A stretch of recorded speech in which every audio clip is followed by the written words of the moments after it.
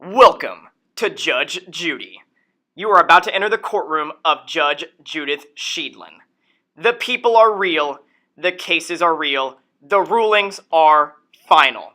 This is her courtroom, and this is Judge Judy. Our cases today involve 4 teachers from Huddleston High School, where a student is claiming he isn't learning a thing, and it's their fault. He claims they don't even know how to teach. The trial has begun. Gung gung!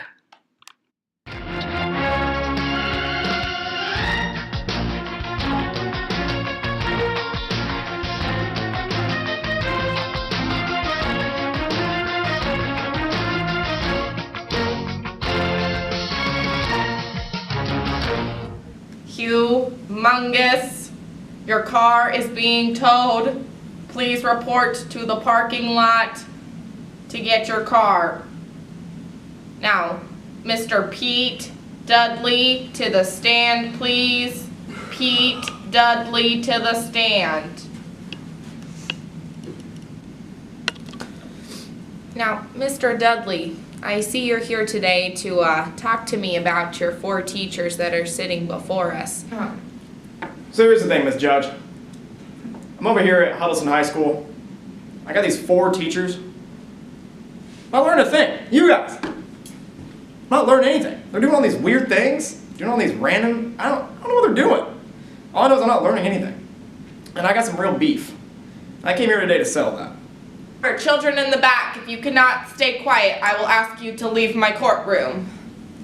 Moving on, yes, I see we have a Mrs. Martinez. Oh, that was my favorite teacher in school.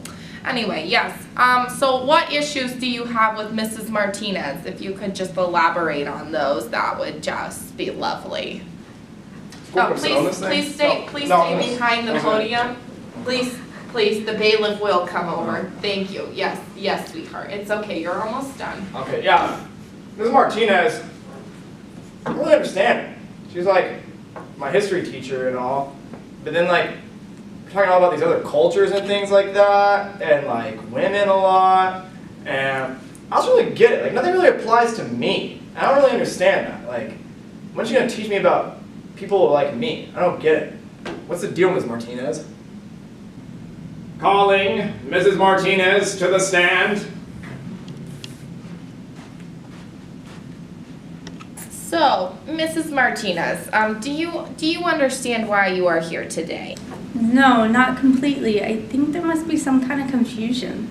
Yes, well, apparently, according to Mr. Dudley over here, you're guilty of exclusion in the classroom and you're putting your students at risk of failure. I had no idea. I would never want any of my children to fail. I have always tried to expand my students' knowledge of geography through cultural inclusions across the globe. Cultures across the globe is the foundation of geography. Yes, ma'am, I understand that, and I think that's all fine and well, but the issue is you're just not talking about how it relates to your student. Pardon me, Judge, but no, I did not explain everything about America. You see, I'm not a history teacher. However, I want the students to learn about cultures, and I include that in our daily classroom lessons. The infusion of these cultures, I help broaden the students' perspectives, and I never had any intention of excluding the American culture. Rather, I just wanted to broaden their horizon, and I use my classroom as a tool in order to do that as a geography teacher. And I think you are doing a great job at starting that off and making that a first step in your classroom. I just think that you need to be making sure that each of the students understand what their background is and how they can relate to their peers, because I feel like that might be a missing step in your classroom.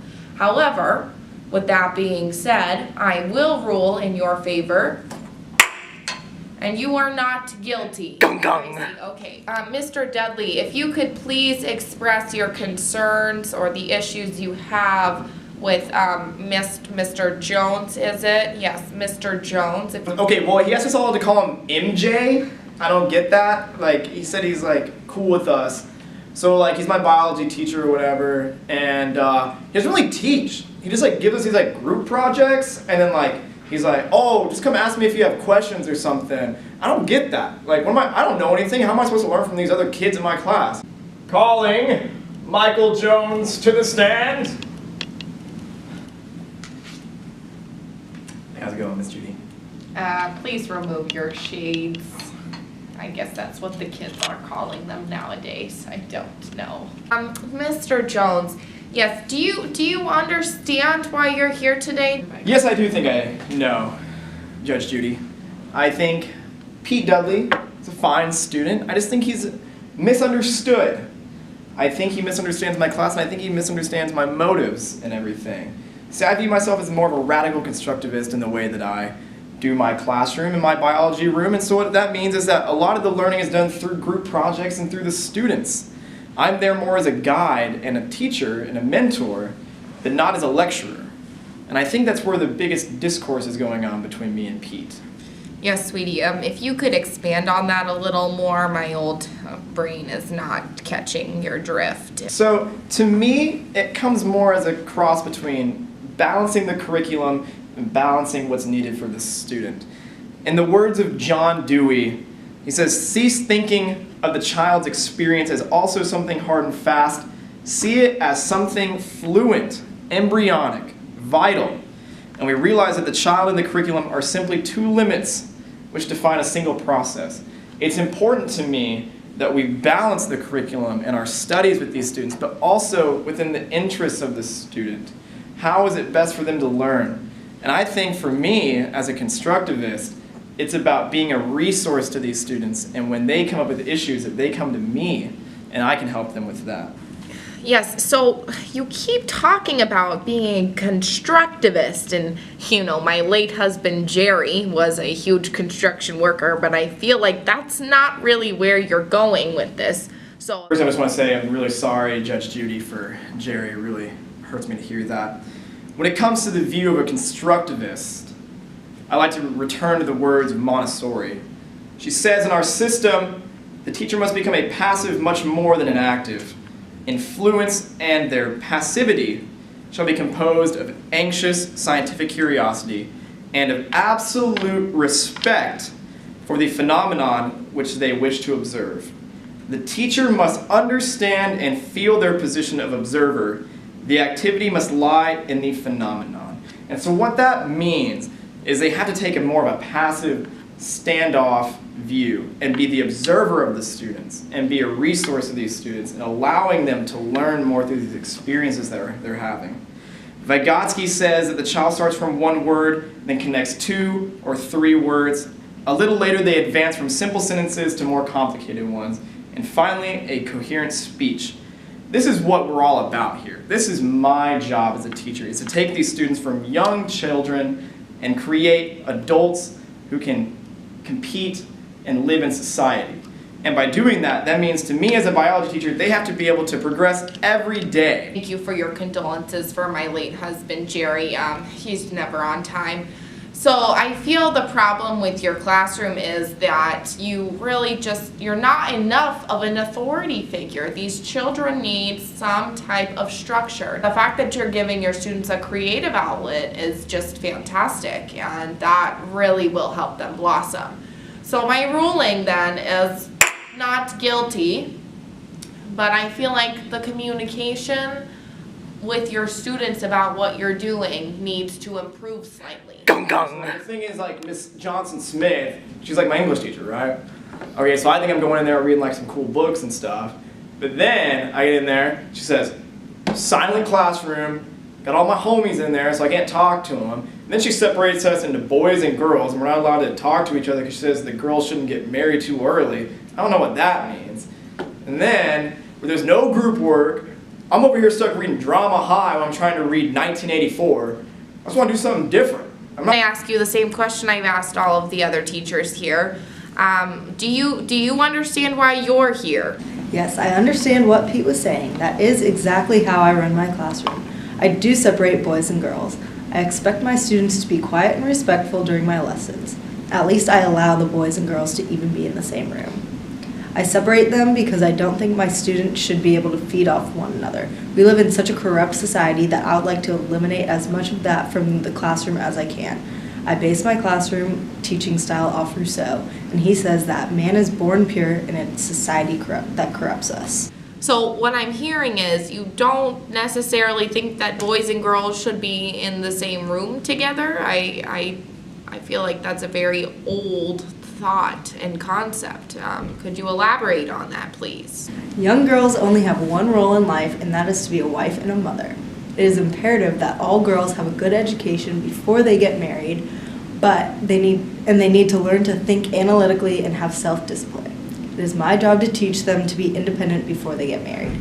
As Mary Wollstonecraft said, all the sacred rights of humanity are violated by insisting on blind obedience. I do not want my girls to be blindly obedient to their husbands. They need to learn to think on their own, and if the boys are constantly around them, they will not be able to. I feel like you should meet with my good friend Ta-Nehisi Coates.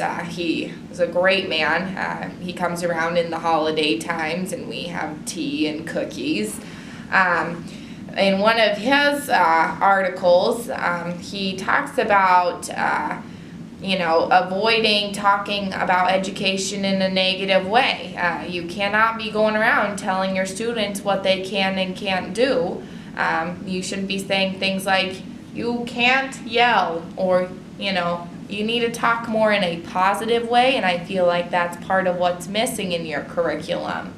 Also, students really need to own their education. I feel like you're prohibiting them from doing that. You can't shame them into owning their education. You can't hector them into doing it. You need to, affect some sort of internal motivation. And that's, again, what my friend Ta-Nehisi keeps saying to me. Every subject has the potential to open up a universe and a wealth of knowledge. And I think you're preventing students from experiencing that by not letting them work together. With that being said, you are guilty of being a horrible teacher. Gung gung. Okay, so here's the thing. Miss Destiny, she's my art teacher, okay? And I walk in and I'm like, let's paint something. Let's do something. We're gonna sculpt. And she goes, well, Pete, what do you want to learn? Okay, I'm like 16. I don't know. No one's ever asked me that. I don't know what to learn. That's why I came here. I want them to tell me what to learn. Calling Sunflower Destiny to the stand. Why do you think you're here today? Honestly, I don't really know why I'm here. I don't like to go places with such a bad aura, but if you don't mind, I'm going to cleanse it really quickly. I have some sage. Let me get it out. Okay. Wait, Judith, do you have a light? To address your first question, no, I do not have a light. I have not lit in several years. Don't ask Jerry about that. Anyway, okay, back to business. It seems that I have to explain to you why you are here today. Basically, there is no direction in your classroom whatsoever, and your students feel they are learning absolutely nothing. Oh, well, first of all, I don't really think it's up to me whether or not the student learns. I'm just in the classroom to give them experiences and take their souls on a journey. And then it's up to them whether or not they learn. It takes an internal illumination by the student, not by me. I'm just a facilitator, a spiritual genie. A spiritual genie? Oh, my dear. There are no genies in this courtroom. I feel like we need to really get back to the issue at hand, which is your classroom and the way it's structured in terms of your curriculum. After meditating on what you just told me, my philosophy on tests is to not have them. Tests teach conformity. When you have a test and it's multiple choice, you're one of 4 things. You have to fit. So, instead, I do creative expression projects. I want my students to internalize what they've learned and use higher level thinking to create what they feel about it. And to do a project that shows the deeper meaning of what they've learned and not just a multiple choice test. I guess I feel like you're not a professional. You're more of a, what's the word? Well, a student, I guess, is what you are. You're not, there's no professionalism there. Well, Judith, I do that on purpose. I like the power dynamic in my classroom to be very equal. I don't want the students to feel like they're less than me just because they sit in a lower chair. So sometimes, when we're working on a project, we just all sit on the ground in a circle. That way we're all equals and I'm not imposing my knowledge on them. I've allowed your students to express themselves creatively, which is great, especially in the high school setting. They need to be able to just experience themselves, if you will. I think the issue still remains that you have no curriculum. There's absolutely nothing there. So it's a toss-up, but I believe you are guilty. All right, well, to wrap this all up, I have two things to say. One, Mr. Dudley, you really need to appreciate your teachers more. Most of them are doing a fantastic job. And two, teachers, make sure you're communicating with your students and explaining why you do the things you do. All right, that's all we have today in this session of Judge Judy. Judge Judy! Humongous. You. With your classroom. I tried. Michael Jones to the stand. You've told me. Just keep going. Just start. Dudley. Dudley. You may lower your. I don't know what.